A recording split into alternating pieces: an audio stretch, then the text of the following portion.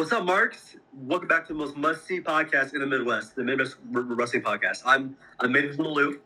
And I'm Double D. And I'm Big Q. Big Fresh Q. from Quick. How you doing today, Daniel? Pretty busy. If you guys want to check out my previous podcast, it's the Double D podcast. I recently interviewed a social media NASCAR account that had over 100,000 followers. My first major account on my channel. So if you guys want to go check out that, that'd be nice. And even if you don't listen to it, give it a like, give it a subscribe. That would help out an awful lot as well. So I just wanted to hand out that news. And I also got a special surprise at the end of the podcast, excuse me. It won't be on the podcast. It'll be during the outro. I'll put it that way. Okay. All right. How are you doing, Nathan? Oh, it's thunderstorming outside. Is that Jay It's Cargill? actually I not hope storming out not. here. I'm surprised. Like we didn't get any storms here. Well, I mean, a little bit of rain, but nothing like too bad. Yeah, I just heard Jay Cargill outside. It's not good. Storm is coming. The storm's coming. I'm doing good. I've had a little bit of a long week, but I'm doing good. How about you, Big Q? Yeah, very long week. Over here, me and him are finishing up school, just trying to get through the last week. Yeah. Yeah, I will be back in Illinois to go bother Daniel. Oh, we're gonna have an actual wrestling match. Yep. Yeah, not just a wrestling match, but actually have the podcast in person, maybe for once. That would be a lot easier. Yes. Oh, that'd be fun. All right, yeah. So I guess we're gonna break down to SmackDown. So show opens up with Jacob Fatu refusing help from the Usos and Solo, pretty much, to beat Roman Reigns. I love you. Solo. They're pretty much keeping that character of, like, Jacob Fatu being like a tough man on his own, which I respect that. I'm happy about that. That's pretty much it to open the show. I mean, not really a lot. Doesn't he bring up how the Usos never helped him, and then that Roman never helped him? Yeah. Let's talk about that for a second. Roman. Oh, I want to help my family out. He only helped out his two cousins who were there before he was there, and were already established as one of the best tag teams before he was there. He's helped nobody in his family. Jacob was in prison. The Tongans were in New Japan. All of them were not in WWE, not making any money. He's a terrible family member. He's a bum. Well, maybe I hope Jacob Fatu. Maybe it's about working as a team. Like, sometimes you just need to work. You need some people to help you and be the leader of that group to get to succeed. Yes, but you're seeing that with a bunch of groups. Evolution was like that. Fatal Influence is like that right now. I mean, the OG Bloodline's coming back to bring back the ratings in WWE. So who did the Bloodline actually establish? What did the Bloodline actually establish? Great storytelling and great ratings. No, I said who. Not what. I said who. Like, what do you mean by who? Who did Roman Reigns make a star? Make a star? Jey Uso. He made Jey Uso. He was called Main Event Jey Uso. What happened to Jey Uso? The WWE booked him poorly. They made him tap out Gunther so quick. It made no sense. He was already established before Roman became the tribal chief. Well, before he no. Yes. No. Yes, they were already the biggest tag team in the WWE. The best tag team in WWE, not the best single star. Okay, yes, and his single run sucked. Roman didn't help him. I mean, in a way, he also kind of, like, rose up Sami Zayn as well. Like, Sami Zayn wasn't as big as he was until he turned on Roman Reigns. Not true. Sami Zayn has always been a star. Always was liked. After Bloodline stuff, he got boring. You must be living in a different WWE than I am. Have you heard him getting booed? Well, he's getting booed now because WWE book him like he's Hulk Hogan of the mid-card. All I'm saying is, you have all this money, and your cousin's in jail because he can't afford stuff. That's crazy. Well, maybe because Roman is a bum. Well, maybe because Jacob's more of an adult and he has his own responsibilities. Maybe that's just, you got to learn the tougher way, Doesn't have to deal with having to help him out. But he should have had that stuff away. His cousins are the Usos, The Rock, and then Roman Reigns. The Rock's doing more for the family than like a Roman is. He's hiring all of them. And he's not even there all of them. Exactly. Well, The Rock's not even there. Don't start on Rock. You're not saying you don't want to start me on The Rock. No, I'm not saying anything bad about The Rock, but The Rock's not even there. So how is he helping out? Yeah, he's not. Like Roman, for 4 years with the world title. For 4. Bum. Yeah. John Moxley has Wow. the AEW world champ. Wow. The land of make-believe. All right, let's go. Bottom line is Roman Reigns is a terrible cousin. We have in real life, opinions. not the story. All right, so next, so after that, we have Tiffany Stratton beat Julia for the United States Championship. It was just pretty much a regular match, you know, dumb wrestling, decent. I expected Tiffany Stratton to win Julia. here. Justice for Julia. Well, honestly, I kind of feel like this is a good thing for her. This may put her in the main event scene. She's getting released. She's not released yet. I think she'd already been released when it was last week. They would have took the title off of her earlier. They would have took it off of her like the SmackDown before Mania, if they were going to do that. So I mean, honestly, you gotta have patience. Oh, sorry, I interrupted you. But no, just thinking that they've been trying to get started Kiana James too. True. So they might be trying to do like a tag team thing. Yeah, but it's just I don't know, man. Why Tiffany? I know why Tiffany, but like why Tiffany? Yeah, I understand. And I was also asking another question too as well. Because they teased a few weeks ago that Chelsea Green was going to align with Tiffany Stratton, and that didn't happen this episode. But now we know why. It was just revealed a few days ago that Chelsea Green is starring in her own horror film. Not in her own, but she's starring in a horror film. Wow, so convenient because she's going out to act in that for a couple of weeks, so that's why she wasn't featured in the storyline. So I was mad at first, but then I was like, oh, that's why she's gone. So that's why that she's segment gonna was get cut. jobbed out by like Tiffany. Come on, that's terrible. Yeah, honestly, I'm kind of fine with her not being in it. I don't want her to be the side piece to Tiffany Stratton. She doesn't need that. Oh, that'd be so bad. Vicky Guerrero would probably be better with Tiffany Stratton. Oh, yes, they both have the 100%. squeakiest That would voices of all actually time. make me excuse me. Excuse me, it's Tiffy time. Dude, honestly, Vicky Guerrero as Tiffany's manager would be the best on earth. Honestly, I want to shut off the TV if that happens. Why? Do you know Vicky? Vicky annoys me. She's always annoyed me, even back then. Yeah. That's the point. Like, honestly, maybe Joe Hendry could sing a song about her when she comes back, her getting fired too. Like, just for her to come back to get fired again.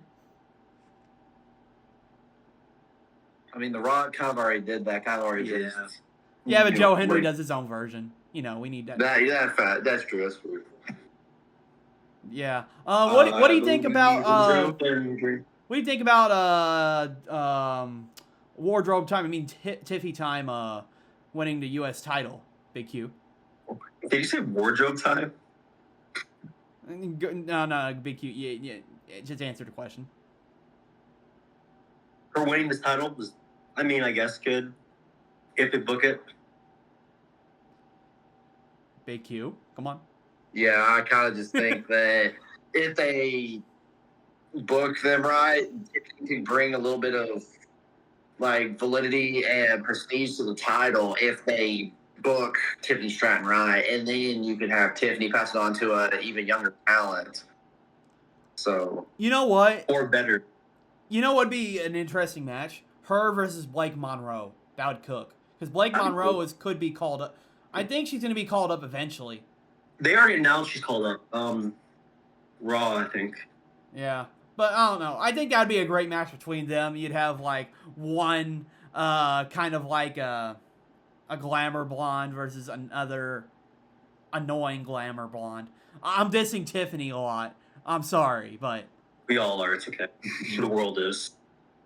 Yeah.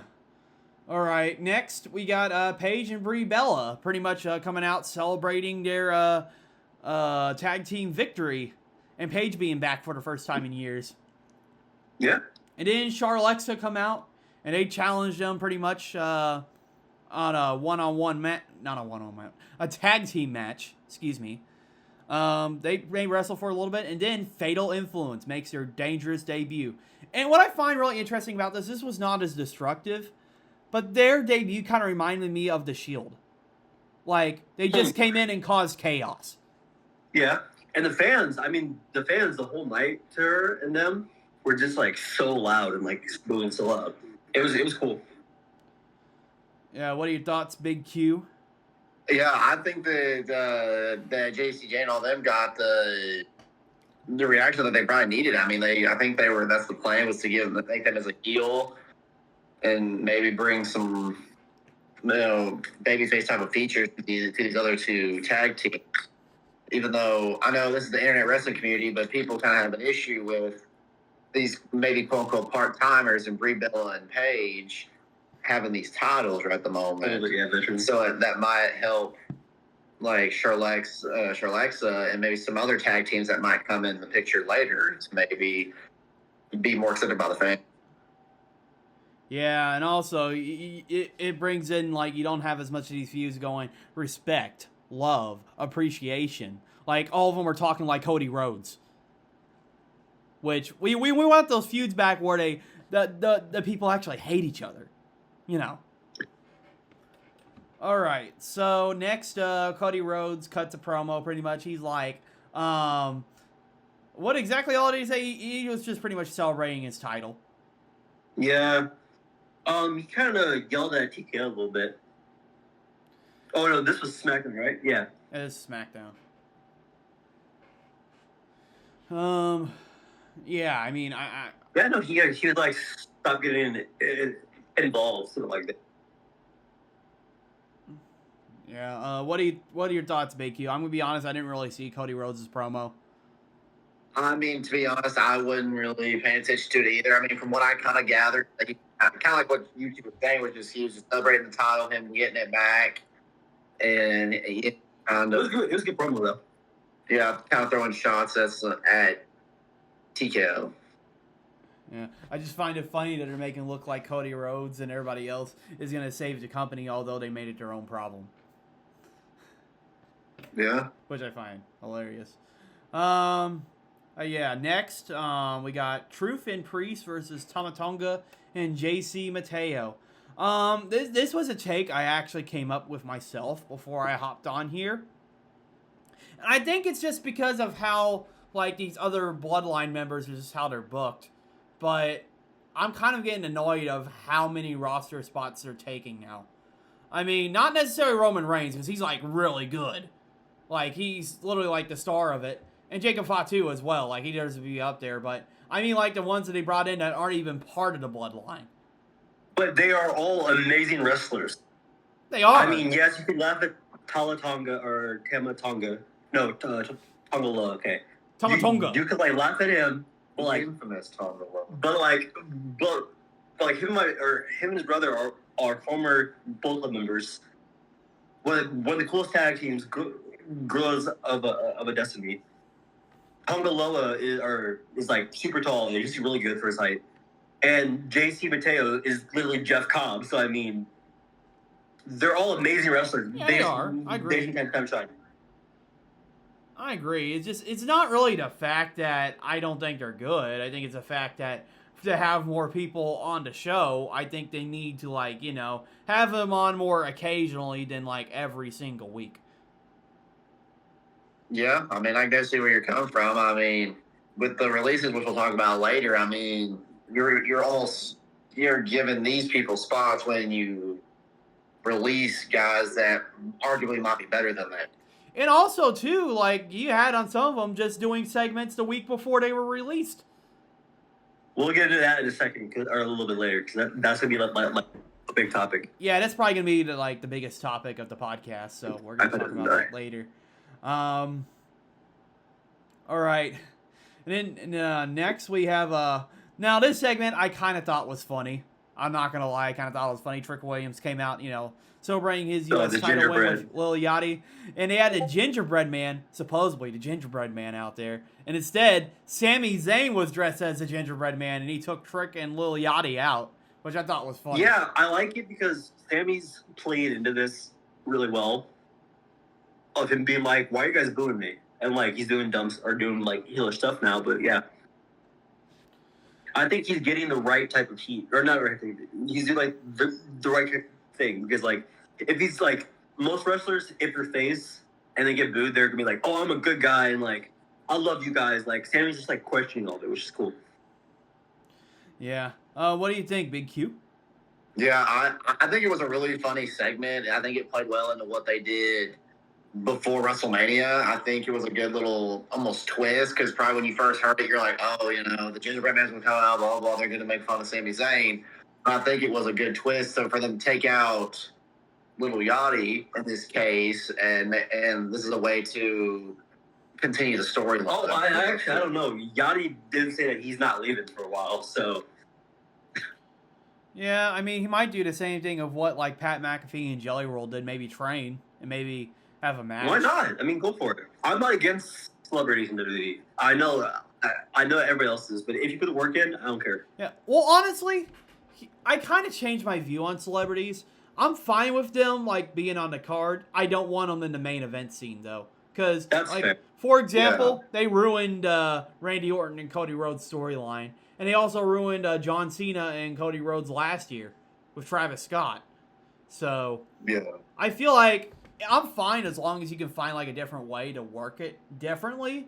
But just don't have them. Like, you don't have to insert them in, like, a storyline that you know is already going to be good. Or has a potential of it. Like, it's just not needed. Like, for example, I mean, I talked about this a couple weeks ago and already previously on the podcast. What does Pat McAfee have how does he have an influence on Randy Orton? How does he give him the voices in his head to do all that stuff? It makes no sense from a storyline standpoint. Yeah, it did make sense. That's the example. That's why okay.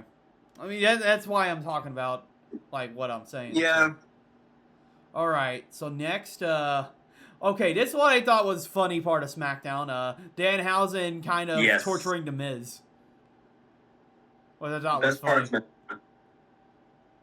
And they show, like, some video packages of, like, Danhausen kept pestering The Miz. And then finally, they face each other.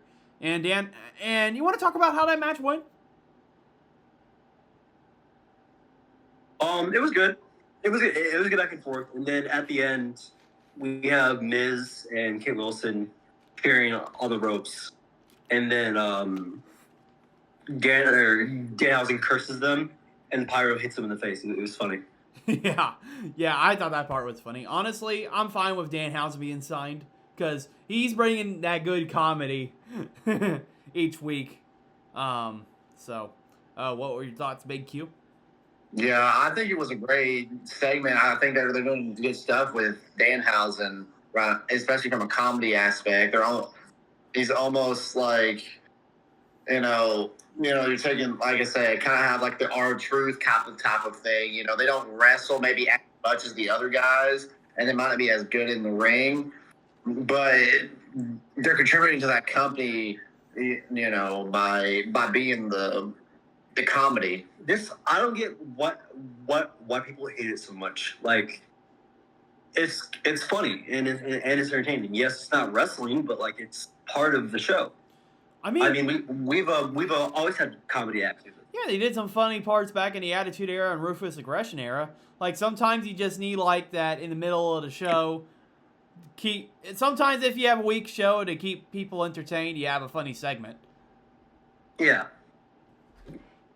So, yeah, I was fine with that. All right, next we got Rhea Ripley celebrating her title win. And then, oh boy, I really like this segment. Fatal Influence comes in. JC Jane gets the loudest boo of the night. Like, yes. They were booing all of Fatal Influence. Like, I haven't seen someone make their debut and get that amount of heat in a while. Yeah, literally, it was awesome.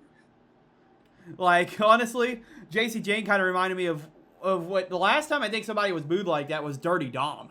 Yeah, 100%. At his peak and getting booed. Yeah. Oh, yeah. He hasn't wrestled in a minute, has he? Or did he wrestle?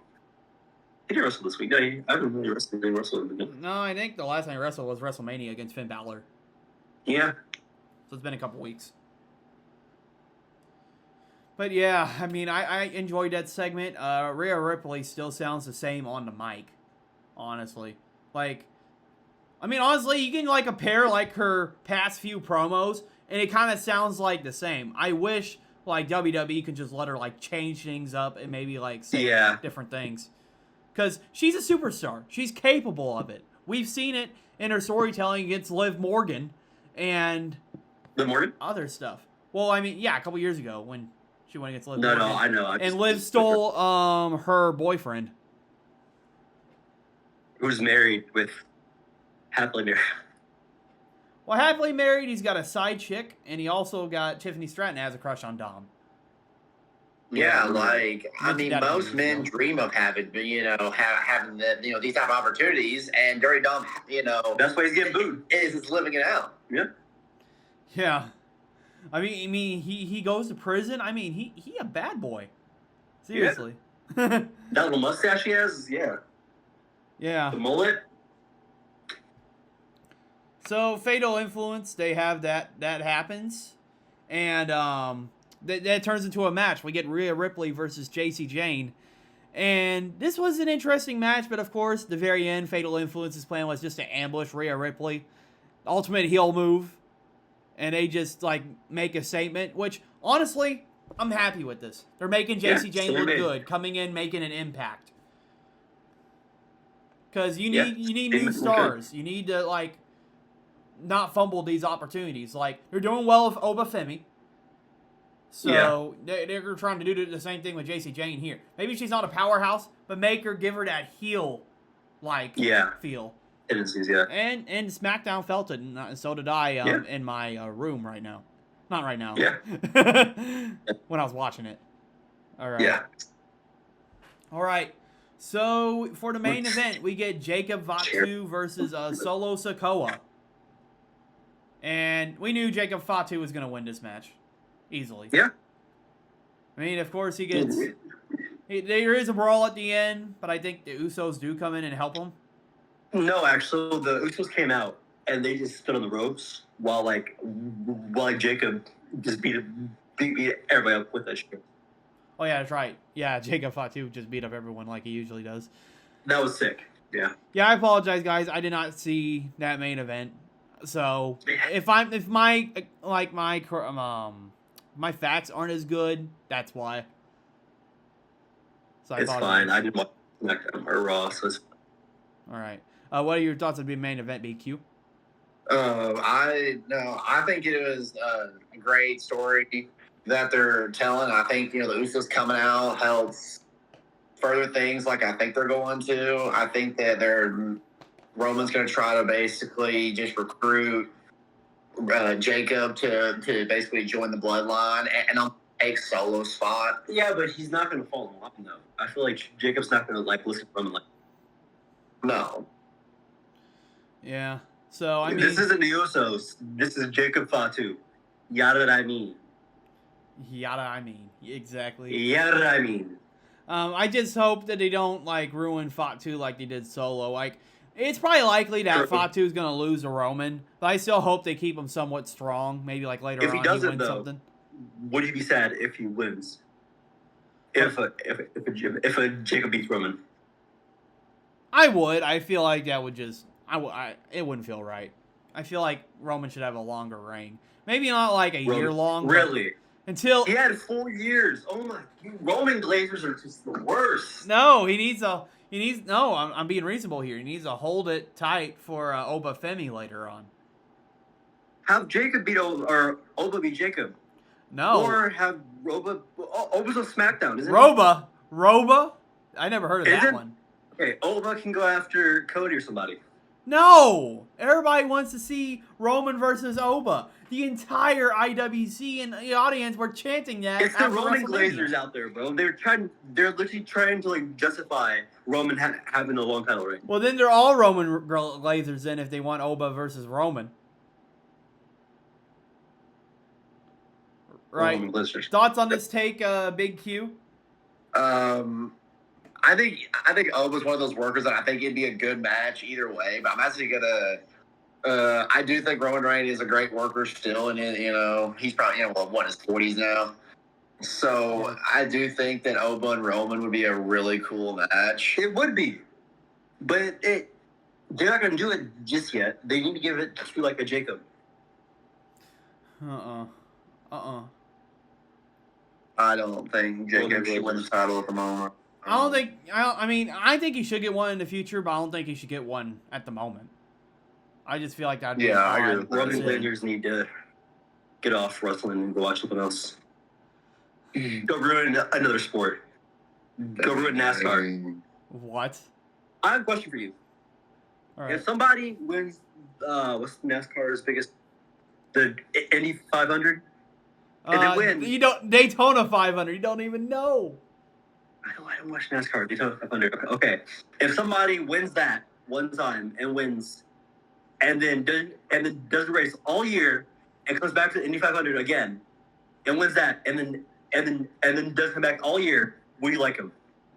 Well, if it's a part-timer, I'd be fine with it because they're not there all the time. But they aren't. Okay, whatever. Next topic. It's NASCAR. It's different. So I couldn't really get your reasoning there. All right. So next, Raw highlights. You see, your Roman Glazer arguments are just not working this episode. I'm sorry. Because you're brainwashed by the tribal chief. Well, it's not brainwashing. It's aura. That's aura you can't handle. Exactly.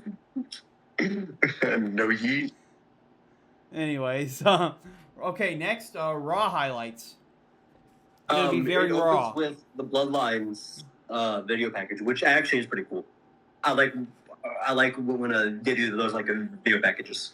Yeah, guys would have to go more in depth about Raw because I wasn't really watching. Well, I had to leave Raw early, as much, so I didn't watch the EO and Becky. But what I did hear from that, Seth Rollins challenges Braun Breaker for a match at Backlash. That was sick. That was sick. They're going back and forth. Braun calls him number 2, always number 2. Seth calls him Little Steiner. He's calling him Steiner the whole time, and yeah, that's funny. Yeah, so I expected this to happen. I'm surprised it's early though, but I'm happy we're gonna finally see Seth and Braun fight.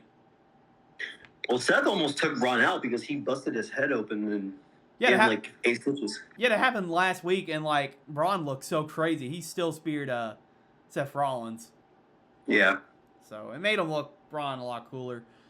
Next we had Penta versus Rusev, and Penta would get the win, but Ethan Page would assist Rusev and pretty much beat down Penta until Javon Evans got bouncy and came to the aid. So yeah, that was sick. Yeah, that was a really, really good match. Then I feel like in the future they're gonna do a fatal 4-way or tag team for. Yeah, or something like that for the IC title. Yeah, that's probably what they're trying to do. And honestly, I mentioned this last episode, but I wouldn't mind seeing another League of Nations again that they're trying to. That could be with Rusev and Ethan Page. The League of Nations with Oba, Rick, Ethan. Who else would be in there? Rusev. Rusev. Yeah. Drew McIntyre would be a good one too. I just don't think Drew McIntyre. I don't think. I think it's too small for Drew and Oba, but yeah. Yeah. Honestly, that would be a scary League of Nations. That would be a bunch of big dudes. Besides maybe Ethan, he'd be the small one. Yeah. He'd be all ego though. It makes sense. But then he'd be the talker, really. Well, I guess Drew as well, but yeah. Yeah, I honestly like to see that. And then pretty much they brawled, and that's about it. All right. Yeah, We'd cool. have Becky Lynch. She would pretty much say she issue, I guess, an open challenge. Is that what I'm thinking? Becky Yeah, Lynch. yeah. That's when Io Sky comes out, and they put on a decent match. Asuka comes in though and costs Io Sky. Not surprised by that. That's how Becky keeps the title. Yeah, and having Oscar. Oh, well, Oscar looked tough tonight. She was crazy that day. I mean, she put her in that Karabuta. I know it's Karabuta. It's the Oscar lock, and she's just ripping her in half with that. Crazy. Yeah, so we're probably gonna get Io Sky versus Asuka for Backlash. That's probably gonna be a match. Yeah. Yeah. Maybe not Backlash, but we're gonna get it eventually, probably in the next week or two. I'd That'd say. be cool. What are your thoughts, Big Q? Yeah, I do think that that's a really fun match having those two. Because at least from what I know, I don't think they've had like a major like marquee type of match, and having those two workers in the same ring would be really cool. The two best women wrestlers in the movie. I said it. Asuka and Io. I said it. I'll say it again. Two best female wrestlers. No, actually, two best wrestlers. Honestly, who's better in ring than those two? I'll wait. Between Asuka and Io. No. Who's better than them in the company? Who's better than them in the company? If you're talking about like all time, I mean wrestling. No. Currently, in WWE, Like women, they're definitely the best. But out of men too. Who? out of men too. What? Well, the best right now is Roman Reigns. In ring? Not in ring. That I said it in ring. In ring. It's really hard for me to answer that, honestly. Exactly, because they are amazing. Yeah, they are amazing. It's just like there's a lot of them that can wrestle good. That's my point. Like what I'm looking for in a wrestler is storytelling too. You need storytelling. That's what builds up the Well, they match do and that, makes them but entertaining. like they only speak Japanese, so it's kind of hard for them to get across. But I mean, they definitely do good stories. Yeah. They just need. Honestly, I think they'd go well if they had like a manager of some sort. By the way, Nathan, your camera keeps moving. There you go. Yeah, I know. NXT news a little bit. Io's fiance just debuted a couple hours, or like an hour ago. Io Sky has Evil. Yeah, Evil. Yes. Yeah, I saw that in the chat. I wasn't able to watch Oh my gosh. Yeah. NXT because I was doing a podcast, but Yeah. He took out. Well, no, he didn't take out. He came to the ring, gave Tony D'Angelo like a cloth or whatever with a symbol on there. He left, and then Tavion Heights attacked Tony, and then some new guy named Will Cruz, this like bigger guy who's actually a really cool like indie star. He came in and he's big too, but he did a moonsault and hit Tony. But it's crazy because like he looks like normal wrestler, like normal like person, not like a wrestler. It was cool. All right, what's next? Next, let's see. Oh, I love this segment. This segment I had to go rewatch. Joe Hendry had a concert. Yeah. And oh man, he was singing nothing but facts. And he asked Adam Pearce if he could fire Logan Paul. That was hilarious, especially with this past week. Oh, releases too, and then Corey Graves in commentary, he's like, "These people got livelihoods. Why do we want them fired?" Corey, don't even try. I thought it was funny, but yeah, he was like, "You're asking for." The crowd was, you got even crowd singing like, "Logan, please fire Logan Paul." What was it? It was fire low. I don't know, but it was cool. It was hilarious, and then of course Logan came out really mad. It was like, "Stop the music!" Oh yeah, Logan crashed out. Like he crashed out, and of course, and then the Prophets came out and then attacked them. Yeah, but that was probably my favorite segment of the night. I thought that was funny. Yeah. Oh yeah. Well, speaking of the Prophets attacking the Vision, Austin Theory posted a Twitter or an X post and said, "I know why the profits are bad. Bianca can't make money no more." Wow. Austin Theory Wow. posted that. I was like, "Dang." That's savage. That is savage. They all say that on the internet, but not in the ring. They need to say that in the True. ring. Because like they know like they can get away with more online than like on like live. Well, still, honestly, it's like the same way, though. They monitor what you say on X as well. Well, Like- yes, but they don't. But like, I mean, Ricochet, for example, he had like way too much freedom online, Well, that's a different company. That's not WWE. and now he got in trouble for that. Now he can't do it anymore. They said Tony Khan actually said live that he can't do it. Yeah, all right. Thoughts on the segment, Big Q? About Joe? No, it was a really fun segment. I've seen, clips of it all over things like Instagram. It was really fun. Just Joe Hendry kind of just doing the same he's doing in NXT, but I mean, it was great that you actually had Logan Paul come out, crash out Logan. He came out, and everything, and the Profits. So they're gonna do, the Vision and the Profits are gonna do something. Yeah, that'd be cool. Would be interesting. I'm glad the Street Profits are back. They're one of my favorite tag teams. Yeah, no, honestly, especially now with the recent releases, I love having the back on TV. Yeah, we want the smoke. I like the original gimmick. They need to go back to that. All right. Wait. Let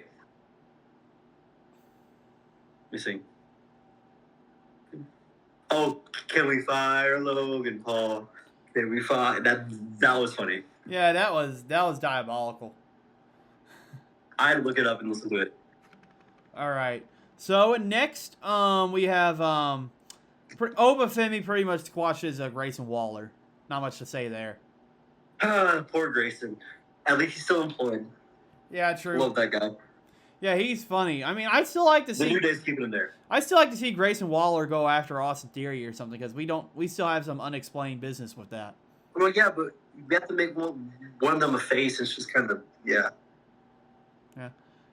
True. I mean, here's something I may be able to see in the future. We could see like Logan Paul have a plan, and then let's say like him and Austin Theory aren't going well together, and they have Grayson Waller attack Austin Theory.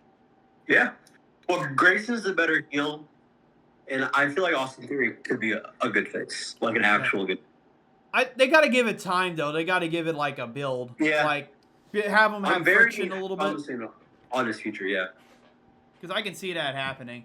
I mean, he was already built to be a great star, but Triple H just didn't know how to use him when Triple H first came in. Yeah, Triple H hates him. Yeah. Him and LA Knight, Triple H just hates him. Yeah, I agree. He loves Cody Rhodes. He loves Rhea Ripley. He loves those people. Yeah. All right. So next, Roman. we have we have Roxanne and Raquel versus Bailey and Lyra. Judgment Day gets the win here. I don't know. Bailey and Lyra, they're not really like doing much. No, it wasn't much. I'm gonna be honest. I'm at the point now. I think Bailey and Lyra need to break up. Yeah, they do. It's definitely ran its course. What do you think? Yeah, I definitely think it's. I mean, they've been doing this for a year. Yeah. And then they haven't really done anything. They alluded to something with Bailey at first, and then it was like a snap of a finger, and everything was fine again.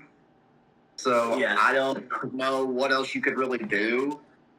So I agree with y'all. They just need to break up and go separate ways. No matter if they, Bailey goes to the main event, and Lyra goes back down mid card, whatever, Or vice versa. yeah, or vice versa. Yeah, I mean, I don't think there's a need to have them as a tag team. Right? But I think a problem too is also the fact that they're trying to keep as much faces as they can on Raw because Liv Morgan is the champion right now. They probably want as much faces to face Liv Morgan at the moment. True. And speaking of that, Stephanie Vaquer got ambushed backstage by the Judgment Day, and apparently, Yeah, no, they tore her up. Yeah, and also I just got a report like hours ago that said that Stephanie Vaquer has a shoulder injury. Oh yeah, damn. Yeah, she's actually hurt. So She needs to stay I'm healthy not longer. sure if that's actually kayfabe, like they're just playing it off like she'll be gone for a while, or she's actually legitimately hurt. She needs to be careful where she is. She's getting hurt a lot, so she needs to be careful. They're gonna end up on fire. Yeah. I mean, honestly, Vaquer's really over. I don't think she's going to go anywhere for a little bit. We'll get into those soon. Yeah, we'll get into those. Let's see. Yeah, that was Dirt Sheet Radio that made it report. Yeah. Shout them out. All right, next we have the final segment. Pretty much Roman Reigns accepts Jacob Fatu's challenge. They're going to fight for the title at Backlash. What did they all say in the segment? I want to hear the truth, because I know you'll go after me thinking I'm a Roman Glazer. You go first. I mean, I think it was a cool segment. I think it's a good first opponent for Roman, even though I don't think they're gonna drop it to Jacob. You know, good what you said. I do think that Jacob does need a title run at some point, but right now it's not that time. But it was a good little, callback that Jacob used the talking death grip on Roman. I saw that. Like he actually had Roman down. Usually Roman does not look that weak, but that time it kind of looked like he was.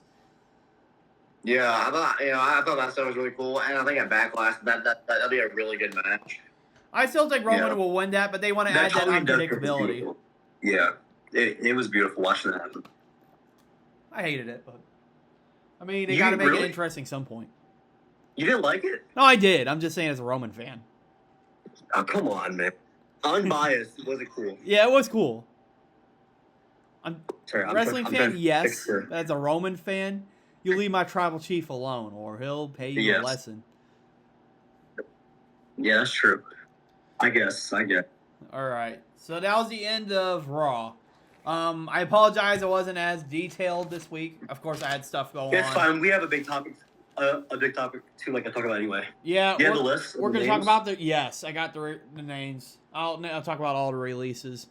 Unfortunately, it was Black Friday. No, not the Black Friday where you get cheap discounts at your retail stores. No, it is Black Friday where WWE wrestlers, now non-WWE wrestlers, get released. Unfortunately. Yes. So here's the list. I'll read up the list. We got Kairi Sane, Aleister Black, Zelina, Wyatt Six, Motor City Machine Guns, Santos Escobar, Andre Chase, Zoe Stark. This one hurt for me, Alba Fire. Tyler May Steele, Sinira Leeton, Tyson. It looks like some development talent they released too.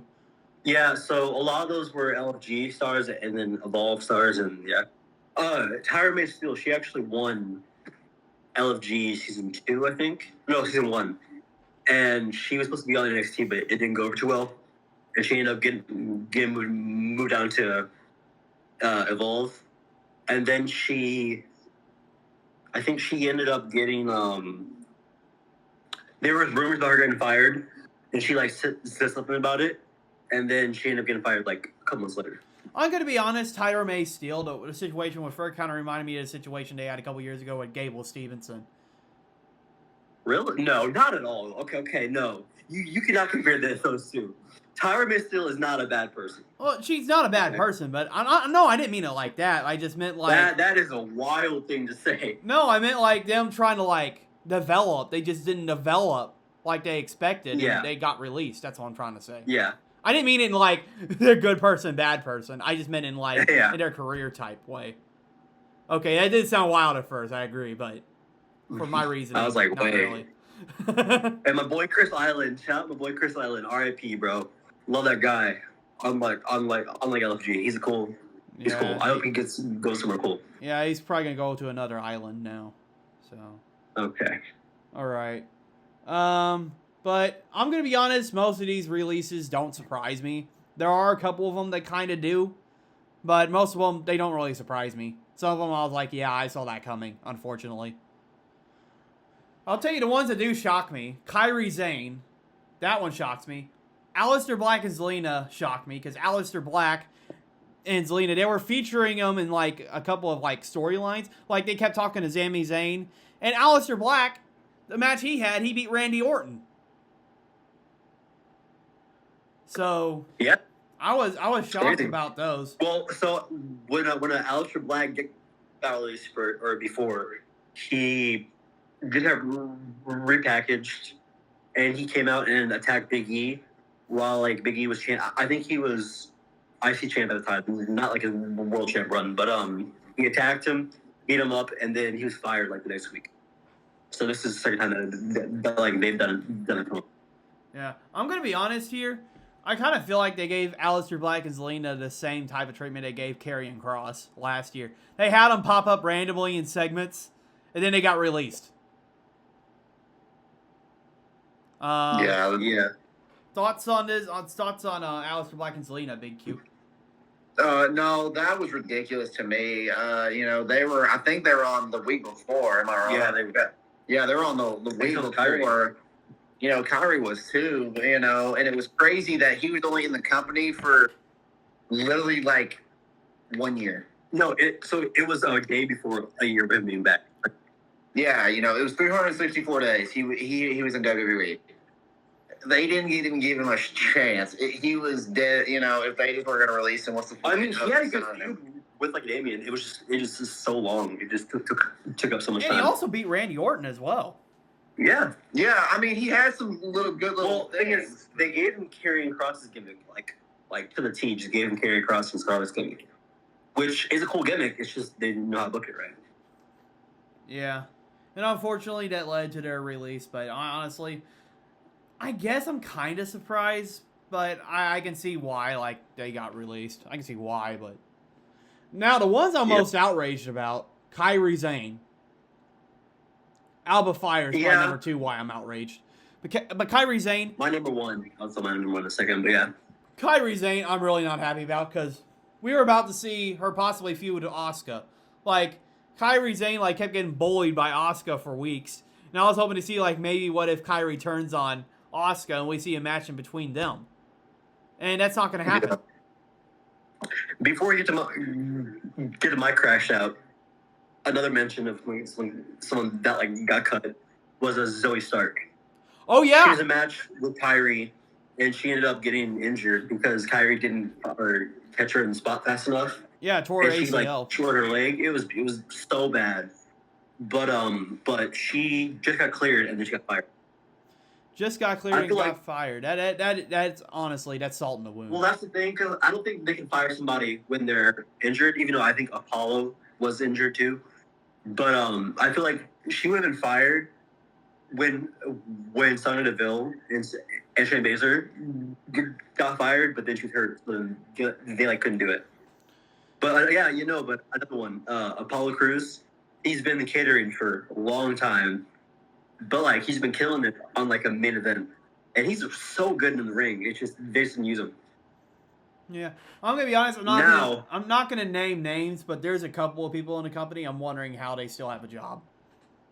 Yeah, but now it's time for my crash out. All right. I'm not gonna say names yet. Don't say them. This is my time to crash out. You hire one of the best tag teams in the world. You fight for them so they don't go to AEW. You get them on the roster. Give them championship in the first week. And your tag division is completely destroyed right now, and you fire them. The best tag team in the world, in my opinion, it's not my opinion. It's lots of opinions. You fire Motor City Machine Guns. They're in a storyline with like a Johnny Gargano. They're doing so much cool stuff, and you fire them. They are one of the best tag teams in the world, and you fire them. It's just stupid to me. Yeah. Their tag division is in shambles, and you fire one of the best teams. I agree. I don't like the decision about that either, but I think it's more of they didn't know how to use the Motor City Machine Guns. Which was how? They can wrestle. Just put them in matches. They have storylines with people. Yeah, I agree. I mean, it's just TKO, Triple H being them, they had no idea how to use them, unfortunately. No, we know who it is. We know it's not Triple H. Because look, if Triple H wasn't actually in charge, Austin Theory, LA Knight, and Jey Uso would have been fired because those people that like Triple H doesn't like. No, I think it's that they're too popular enough to be released. I don't think they would release people like They that. don't. Okay, but Triple H doesn't like those people. He doesn't. But he knows people will be TKO outraged. fires all the good wrestlers. If Triple H was in charge, Ciampa would not have been released because when Triple H fully retired, he actually had Ciampa debut right after him, and then he passed torch on Ciampa. It would not have happened if it was charged. But didn't Ciampa leave on it? Didn't Ciampa leave on his own terms though? Because he went. Yes, but he didn't resign. Yeah, so I think it's just corporate greed. I think it's just they don't know, the people that are in charge don't know wrestling, and they just see money and they just say, okay, this person's getting paid too much and they're getting used right. We're gonna get rid of them. Yeah, book them right and they'll be stars. Yeah, I agree. Like some of them, I was like, why should you get rid of them? Like I thought there could have been better names they could have released. Like I said, Motor City Machine Guns' biggest match was at the Rumble, not this year but last year, and it was a 2 out of 3 falls that lasted 17 minutes. That is stupid. You give the best tag team in the world a short match against some of the other one of the other ones from NXT, DIY, and you do nothing with them. This is a waste of talent, a waste of time, a waste of everything. TKO is greedy. I don't care if they get mad and they try to kill us. I don't know what they're gonna do, but it's stupid. They'll it's greedy. They'll blacklist blacklist money my channel. and they don't care about wrestling. Yeah. Okay. Your thoughts on Big Q? You want to take over before I get too mad? But no, I will say the Motor City Machine Guns was one that I thought they would have a good job for a while. When I first saw the list, they were the most surprising to me, them and Kyrie, in my opinion.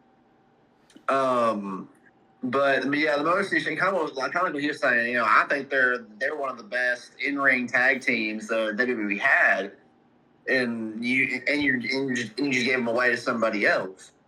And that's the thing. They fought and paid money so then they would not go to AEW. And they wasted it.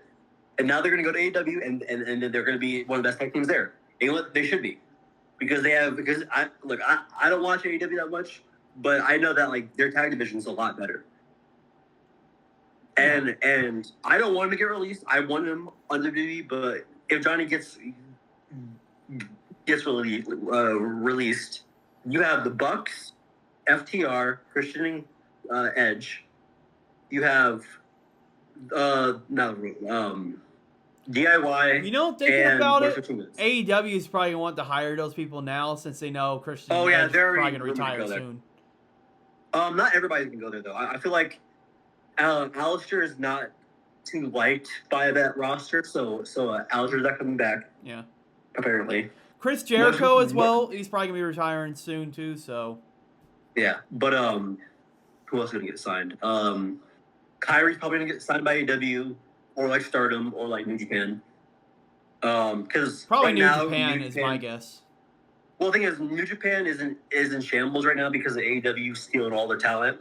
Oh. And before those AEW fans get mad at me, Kenny, Will, Okada, Takeshita, so many stars from New Japan were purged by AEW.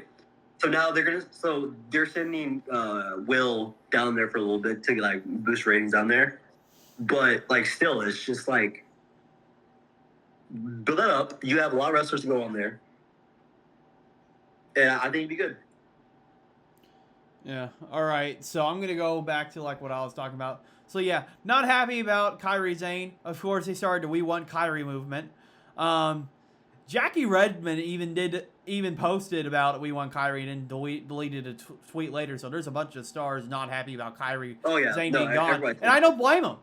Kairi Sane is a phenomenal wrestler, and I think Io put on a real good Instagram post about it. She is destroyed by it. Yeah, because honestly, like I said, Kairi Sane would have had a great feud with Asuka if they would have kept her. If I say. Now the question would have been what would they do with Kairi Sane after that? But You can give her like a mid card title or something. Have her fight in the mid card, because Yeah. she may not be like a top tier main event women's wrestler, but she could be like on the mid card, like fighting for like the IC title against Becky Lynch, or even the US title against Tiffany Stratton. Like, she'd put on a great match between those two. Yeah. So, and then and then Zoe Stark, of course. I like how you mentioned that. Zoe Stark, I feel bad for that. Like, honestly, when I knew the moment I knew she tore her ACL, I felt like that was going to be the end already. Because honestly, it's rough. Like, when you're injured, that means likely that you're probably going to get released later on. Yeah. Yeah, a couple of them, like, I can't. It's happened to a few like, of them here. Yeah, like, I can't speak for, like, the LFG or the, like, Evolve guys. I have not personally watched any of that, but like, you know, like Zoe Stark and Apollo Crews, when I saw those two names, I wasn't that surprised, because, you know, there's been a joke, you know, that you know, Apollo Crews has been, you know, been in catering for 5 years. He's been on main event and kicking butt on main event. Oh yeah, like the common thing with all these wrestlers is that they have great in-ring talent, but for some reason they're getting released and they're not getting used. Yeah. Also, we have to talk about the Wyatt Six.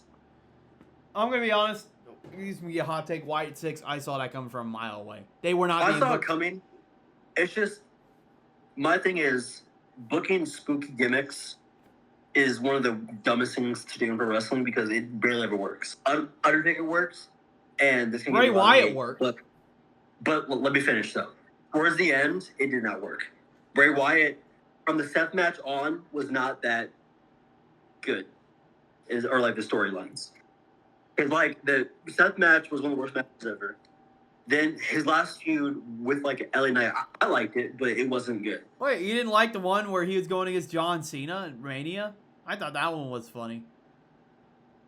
That was good, but that was completely different. That wasn't, they wouldn't be able to like do that again. That was because of the COVID, and then that's like all they could do. I also felt like him and Randy Orton would have been great too, but they just had a bad ending to it. Yeah, it's just like, the spooky stuff is hard to book because you need to give them a lot of creative freedom to the person, and WWE doesn't like doing that. They gave Undertaker a lot of creative freedom with the dead man gimmick, and it worked. The Wyatt Six and Bray Wyatt did not have a lot of freedom, and when they did, it was cool. Like the Wyatt Six's debut was so awesome, but then from them then on, it was just nothing.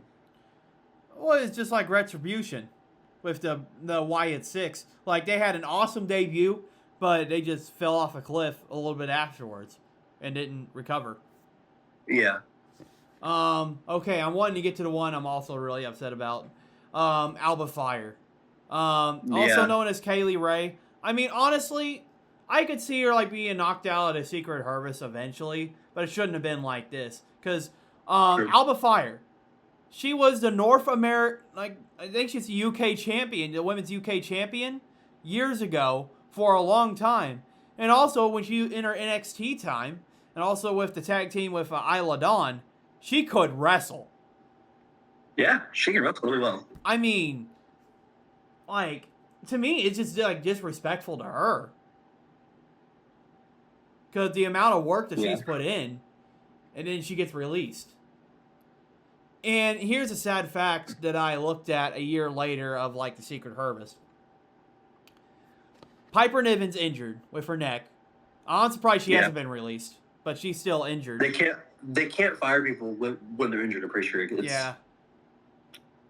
Yeah, but she's injured. Alba Fire's released, and Chelsea Green, I mean, she's going to come back eventually. She's filming a horror movie, so she's probably going to come back right after that. But she's alone now. I don't know if this is a good thing or a bad thing. I'm hoping it's a good thing because maybe they can give her that singles run. But yeah, I've learned that WWE typically doesn't like people organically like getting over. Like, you saw what they do to LA Knight. Yeah. You see what they do to what's another example?